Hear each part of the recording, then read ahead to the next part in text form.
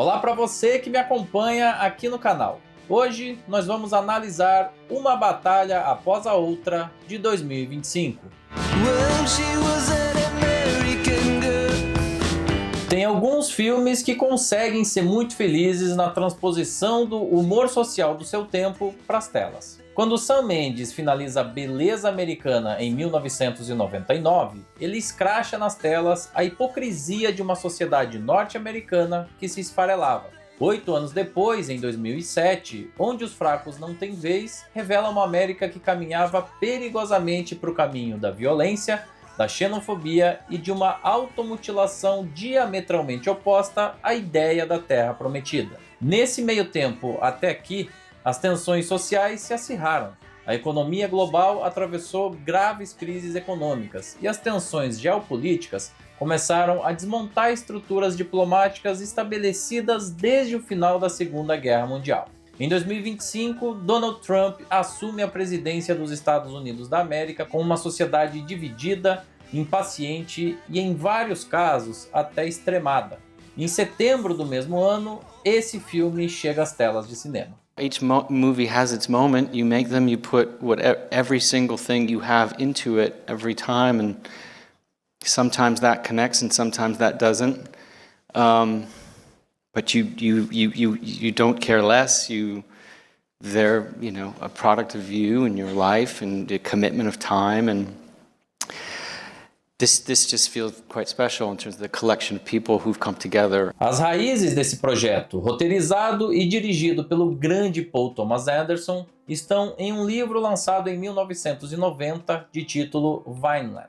Ele foi escrito por Thomas Pynchon após o governo do presidente Ronald Reagan, reeleito em 1984, e propunha uma observação atenta das mudanças sociais observadas nos Estados Unidos entre as décadas de 1960 e 1980, especialmente em relação aos aspectos autoritários que passaram a fazer parte daquela sociedade. O roteiro de Uma Batalha Após a Outra transporta essa mesma lógica para os dias atuais, momento no qual a gente pode estabelecer vários paralelos. O filme começa nos apresentando um casal de revolucionários de extrema esquerda, Pat e Perfidia, que fazem parte de um grupo chamado French 75. Logo na primeira sequência, eles participam de uma ousada operação para libertar imigrantes mantidos em um centro de detenção. E as estratégias não passam por cartazes, gritos de ordem e passeatas. Eles são verdadeiros guerrilheiros que usam a força e as armas para colocar o plano em prática.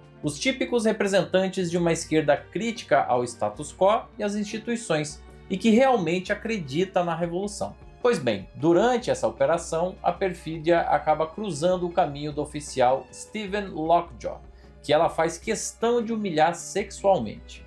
E ele, claro, é um símbolo do sistema, desse estado autoritário, militarizado, que defende os interesses da elite e dos donos do poder. Depois desse dia, ele passa a desenvolver uma verdadeira obsessão por ela, trocando vantagens por momentos íntimos com a guerrilheira. If you want to keep doing what you're doing, you'll meet me at the Primrose Path 2300. A Perfídia engravida e dá à luz a uma menina chamada Charlene.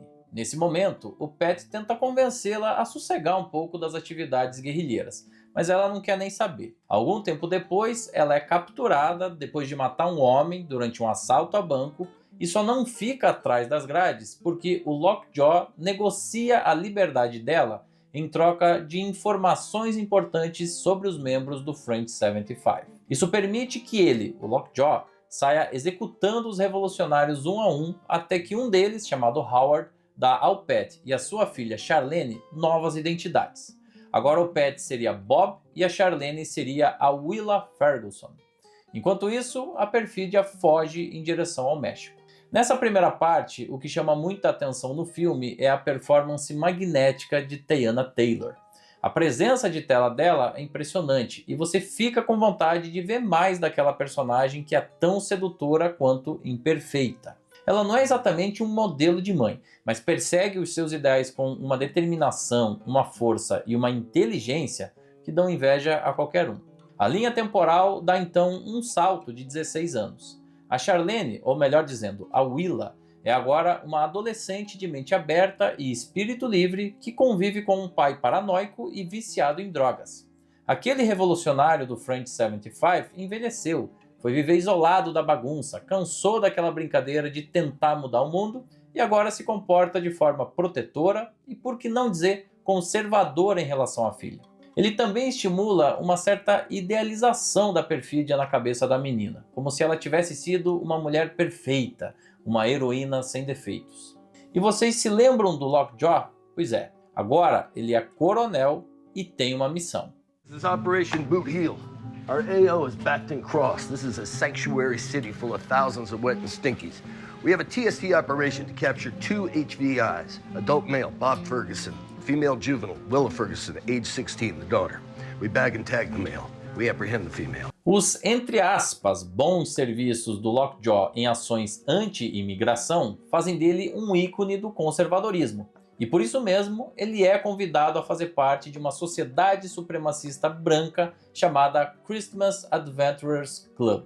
Só que tinha um problema nisso tudo. Ele não poderia ser um supremacista raiz tendo se relacionado com uma mulher negra no passado, nem que fosse de forma esporádica. Por isso, ele vai atrás da Willa para apagar esse vestígio. A partir daí, o filme vira um jogo de gato e rato, onde o Lockjaw tenta a qualquer custo resolver as pontas soltas de verões passados, e o Bob parece mais perdido do que os neurônios dele depois de alguns entorpecentes a mais. E no fundo, a beleza do filme é essa constatação de que os lindos textos que resumem uma ideologia são, na verdade, uma projeção irreal do que é possível atingir a partir da ação humana. O grupo French 75 e seus integrantes, bem como a sociedade secreta supremacista da qual o Lockjaw faz parte, representam os extremos ideológicos da sociedade. Mas aquele coronel, no fundo, sempre admirou e, por que não dizer, foi apaixonado por aquela mulher negra que manipulou ele à sua conveniência. Do outro lado, o Bob é um revolucionário por conveniência, que nunca teve realmente alinhado com as práticas do grupo.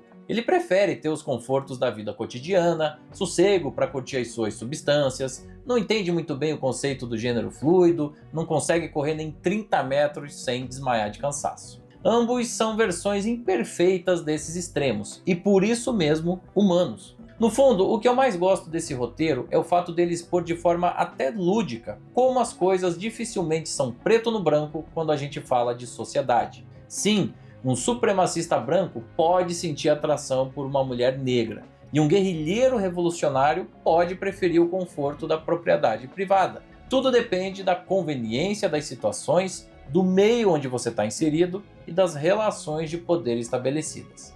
No fundo, a pureza moral do ser humano é uma ilusão. Viva a revolução!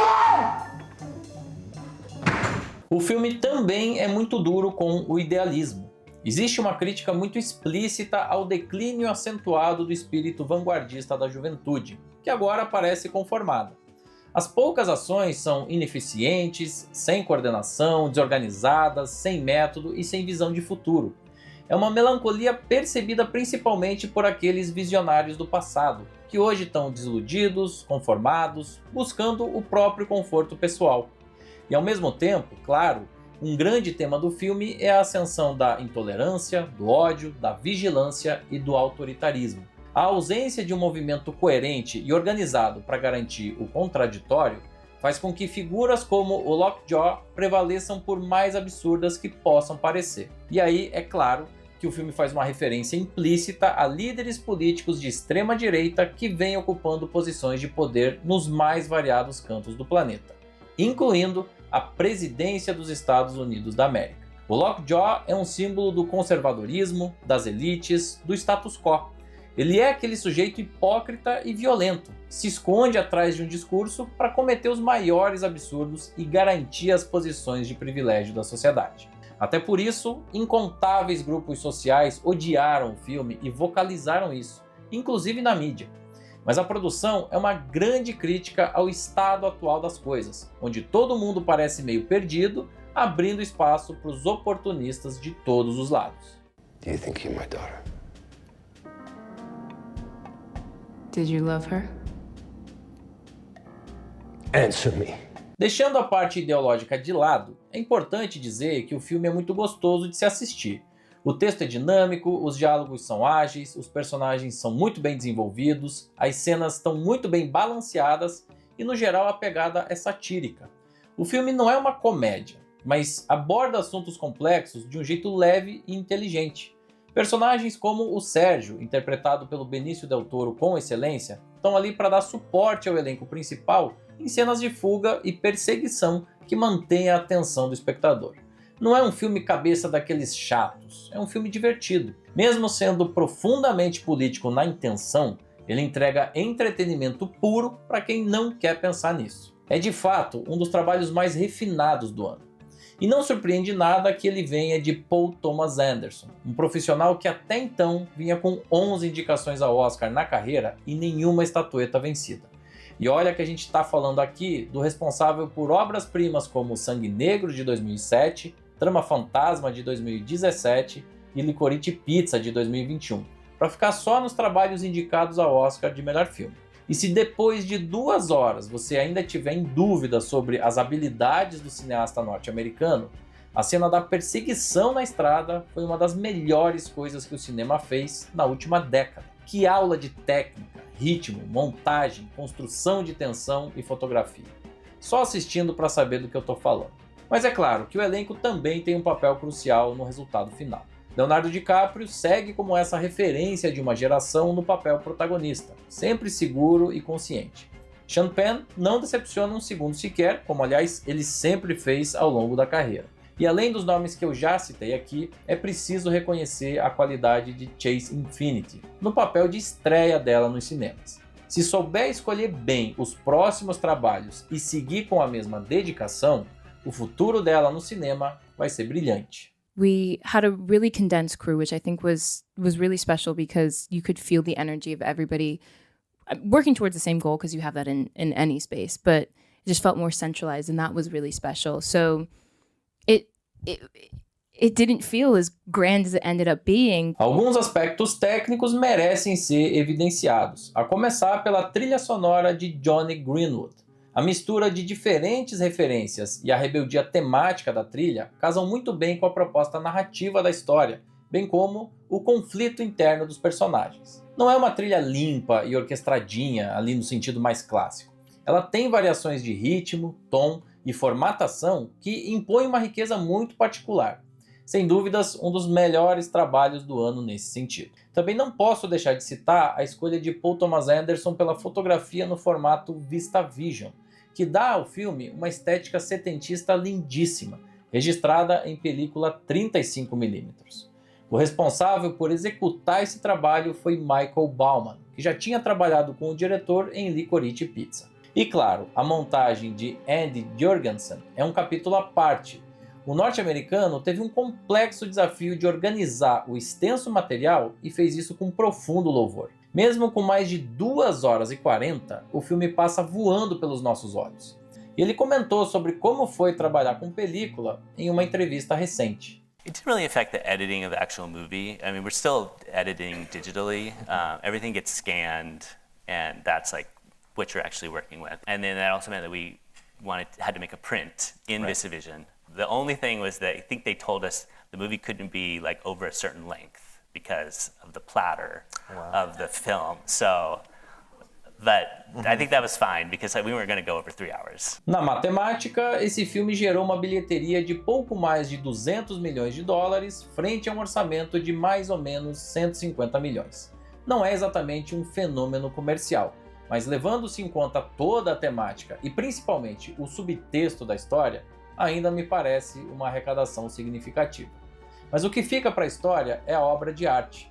Uma batalha após a outra é o registro vivo de uma criação artística capaz de traduzir os mais complexos dilemas sociais dos nossos tempos. E para isso ele não domina apenas a câmera, as atuações ou o aparato técnico. Estão presentes ali também ingredientes raros no cinema norte-americano da atualidade: a autoralidade, a coragem, o subtexto e a provocação. Sem sombra de dúvidas, uma das melhores obras cinematográficas de 2025.